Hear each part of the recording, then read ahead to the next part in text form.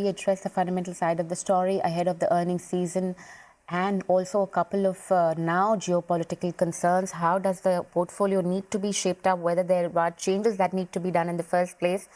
We're being joined by Feroze Aziz, Deputy CEO of Anand Rathi Wealth, early in the morning. Morning there. Good morning, Nikki. Right, how are you doing? Just wanted to understand, we're headed straight into the earnings season. TCS will be reporting in the numbers tomorrow, but there is a bit of concern, geopolitical concerns, which are just at the surface. Perhaps at this point of time, what are you suggesting in terms of allocation for the entire community put together, just the retail community that I'm talking about? Do you think they should actually now start looking at the large cap names as compared to that of mid caps? Nikki, I would say that we are still a little early to say that, because if you compute, we have a method in which we can compute what kind of inflows small cap funds would give in September. Of course, AMFI has not released the official data, but I'll tell you that the estimate is 2,000 crores came into small cap. Small cap as a universe is a low free float several times, and when you look at the index top 10 stocks like Suzlon, KPIT and all these, there is reasonable amount of inflow which is coming in. So price re-rating like has happened in the large cap because index fund investing. I think index fund investing in the small cap stock is also picking momentum. So there is going to be liquidity, which will drive these valuations and the re-ratings. Point one, 2,000 crores of September inflow, which is, of course, half of what has happened in August. Of course, the 2,000 crore number is my estimate as Anand Rathi Wealth Limited. It could be marginally up or down. Is still seeing liquidity. So as long as there's a paradigm shift in the way Indians are investing, household savings have been reasonably robust. Small caps will have re-ratings. Point 3, point 4, if you look at the earnings estimate, I think earnings estimates will catch up. Analysts have not been able to predict earning estimates on the small cap side reasonably well. 16 out of the 17 quarters, the estimate has gone wrong by about 3 to 4%. But I think that the earnings will catch up. Point 4. So I would say that we are a little early in the game to move from small cap to large cap. We moved in the first of financial year. We increased our small cap exposure from 5-6% to 30%. And of course, there's been about 20% outperformance, 20-25% outperformance of the small cap index. We think we will not want to miss the last lap of the rally. As we get into the next calendar year, I think elections will take center stage, and there could be some degree of risk aversion, which can mean flight of capital. Sure. I also wanted to chat with you related to the themes which essentially relate to your crude oil prices, because that's the one which is perhaps feeling a little more heat out there and is seen perhaps as holding in the biggest gain in nearly 6 months on the Middle East tensions. So how are you looking at it, from a very equity standpoint of view? Because the positive correlation between oil and equity markets now will be disturbed with the geopolitical concerns which have set in. That's number one. What's your assessment about it? And also in terms of themes, something like for oil producers, something in the like of paints, something in the like of oil marketing companies. How are you looking at the entire, crude derivative related themes? Yes, Nikki, you're absolutely right. From a sentiment standpoint, this becomes a very important variable. But if you break down our $205 billion of oil imports last financial year, 16.7 came from Russia, 16.6 from Iraq. And if you look at the UAE and Saudi, contribute another 30%. So our 60% of $205 billion of oil import come from this country. Qatar is about 6-7%. Iran already has an embargo. So from an oil standpoint, I don't think it will have a significant material impact financially, but sentiments definitely are very, very critical. I think that's why you see some degree of buoyancy in the equity markets in spite of what happened over the weekend. And if you look at what we get from Israel is less than 1%.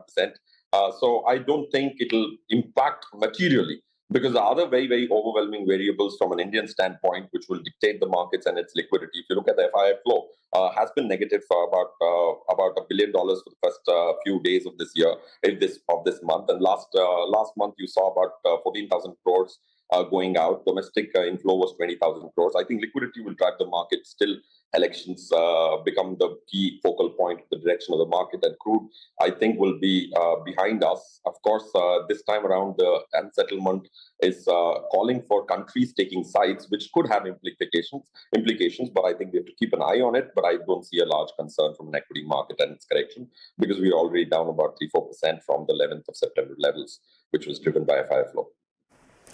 All right, Firoz, I also wanted to chat. You spoke about FIIs just now. The trend has been negative after a matter of 6-7 months odd for equity markets.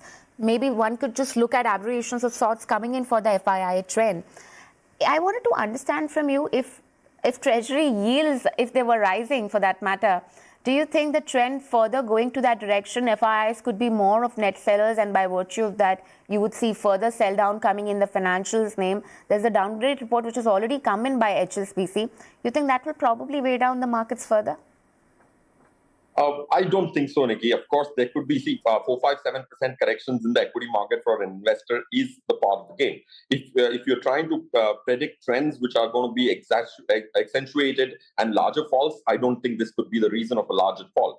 From financial services standpoint, Nifty, 33% of Nifty is financial services, and there's so much index fund investing happening that these 33% will get impetus from the liquidity. Point one. Point two, of course, the negative report could result in about 3, 4, 5% kind of corrections, but I think as an investor, I don't bog myself down with any variable which does not materially impact. The long-term average fall from peak to trough in Nifty is about 14.3%, even if you exclude 2008 and 2020. 14% is the average fall from peak to trough. Now, this year, you look at the average rise is about 19.3% from the March lows till the peaks of 20,160 odd. We've seen a 19% rise. So a 10% fall is not something which an investor should materially change his portfolio. So coming back to your point, I think FIIs were net positive for the first 6 months after a long period of time. If you look at the US Treasury yields reaching 17-year highs, of course, there's going to be some degree of fight of capital, but there is going to be sanity which will prevail because RBI stance on liquidity will become neutral, is our estimate. If that happens, relatively, Indian equities will be more attractive given the global sentiment on interest rates and the yields, 17-year high yields, and India is not at the highest yields it has achieved. So I think relative attractiveness will bring back FIIs. But having said which, like you rightly pointed out, Nikki, a 4-5% correction is very, very healthy. From an investor standpoint, traders generally have stop losses. Investors don't have stop losses. If they reverse their position, traders reverse it. Investors don't reverse it. So it's very, very dangerous for an investor to stay out because he does not book his losses and come back in with 2% moves. He's out of the market for 20%, which is a very, very scary thing. If you try and time 5 times in 10 years, you will have one such instance where you stayed out for 20-25% rally. So that's why I'm not too worried from an investor standpoint. From a trader standpoint, I couldn't concur with you anymore. Sure. I'm just going to focus more towards the sectoral themes right now ahead of the earnings season. What are you looking at, Firoz? Essentially, are you looking more at the bank side? Are you looking more towards the IT side or the pharma? Which are the sectors essentially which stand out for you and why? And the top bets within that space?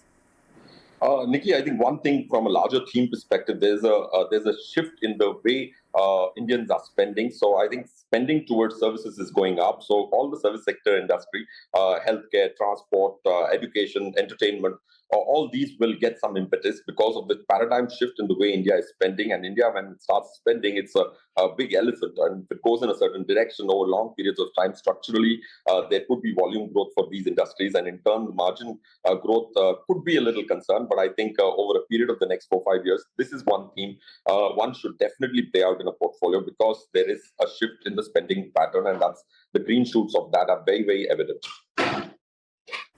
All right. Would you also be looking at, since you have spoken export driven, but specifically if we are talking about IT, you spoke about pharma essentially too, apart from other names which have come through. Within the IT basket, what do you like? Do you like something in the like of TCS, which is perhaps going to be giving in details of the buyback plan much awaited by the markets? A. Do you think the outperformance, which has mainly come in the markets recently because of the IT shares, the weakness perhaps could be shrugged off in this quarter? You think they are attractive bets? Nikki, I think buybacks are a great way from a tax-efficient payback standpoint to the promoter and all the shareholders. So if you look at the behavioral pattern of a stock after buyback, especially TCS, you would not be very excited about point one. And I would say that in the IT space, I would look at the mid-size IT companies, which have you have to cherry pick because there's some degree of valuation concern there. But I think there is still opportunity available. IT as a sector has gone through a rough patch over the last 1 year. Of course, the bottoming out from the last quarter was called out by us, especially because the bad results also resulted in a reasonable move for the IT as an index. So to answer your pointed question, mid-size IT companies, cherry-picked, is what we still believe has a lot of value to be made. Because I think the European discretionary spending on the IT side will improve significantly from the sluggishness it has shown for the last year and a quarter. Sure, Feroz. I'd also want to chat with you about PSU banks. There was a bit of drubbing which came through in the previous session. Perhaps you might just call it a healthy correction which has come in for these stocks, and a bit of recovery that has followed suit today. Do you think at this point of time, how are you comparing the private banks versus that of PSU banks, which look more attractive, and within the category, what do you like?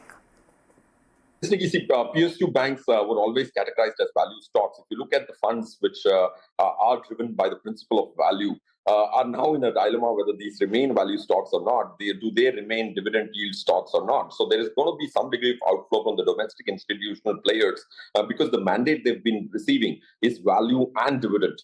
Now, if the stock in the value index, we create a value index and a growth index. The value index is the one where you can say these are the 500 companies out of which this subset is value, this subset is growth, some large set is neither of these. So these PSU rallies has thrown out some of the stocks outside the value index, or the dividend yield is no more attractive. So there is going to be domestic institutional selling which will come because the mandate was dividend yield. So I think that's one headwind which you will see in these stocks. But otherwise, these stocks are relatively more attractive from the banking, private sector banking space. All right, Feroz, we're just going to leave it at that. And thank you so much for taking out the time and speaking to us this morning.